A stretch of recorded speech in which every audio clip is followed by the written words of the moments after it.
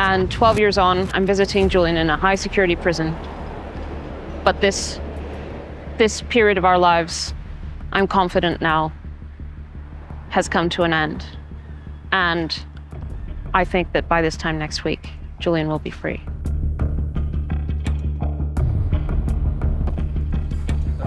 Julian Assange's walk to freedom. The WikiLeaks founder was released from a British prison and was headed to his home country, Australia, after his 14-year battle against extradition to the US ended with a plea deal.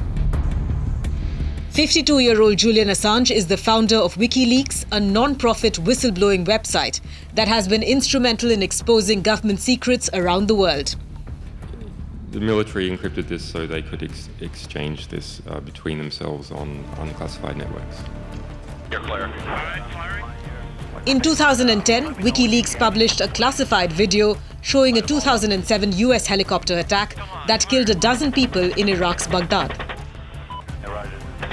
The website released more than 90,000 classified US military documents on the war in Afghanistan and about 400,000 secret US files on the Iraq War. It was the largest security breach of this kind in US military history. The US accused Assange of endangering the lives of confidential sources by releasing the unfiltered cables. Later in 2010, a Swedish court ordered Assange's detention over an investigation into allegations of sex crimes made by two female Swedish WikiLeaks volunteers. He was arrested by British police, but Assange denied the allegations and called them a pretext to extradite him to the US to face charges over the WikiLeaks releases. 2 years later, after the UK Supreme Court rejected his final challenge against extradition to Sweden, he entered the Ecuadorian embassy in London seeking asylum. Well, it's great to smell fresh air of London again. In 2017, Swedish prosecutors dropped their investigation, but Assange had spent 7 years holed up at the Ecuadorian embassy in London. During that time, he had 2 children with his partner Stella. In 2019, Assange was carried out of the embassy and arrested after Ecuador revoked his asylum. He was sent to the Belmarsh maximum security prison, where he spent 1,901 days. Later that year, the US Justice Department formally asked Britain to extradite Assange to face 18 charges.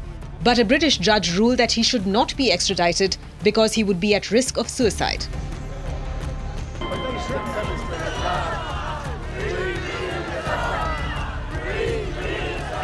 US authorities won an appeal after they offered to allow Assange to serve any sentence in Australia if convicted. In 2022, Britain approved his extradition, but there were concerns over the risk of abuse and ill-treatment if Assange was sent to the US. Now, after all of these years, Julian Assange has agreed to plead guilty to revealing military secrets in exchange for his freedom. Under the terms of the deal, Assange will plead guilty to conspiring to unlawfully obtain and disseminate classified national defense information. The court proceedings will take place in the Northern Mariana Islands, chosen due to Assange's reluctance to appear in the US and because it's close to his home country, Australia.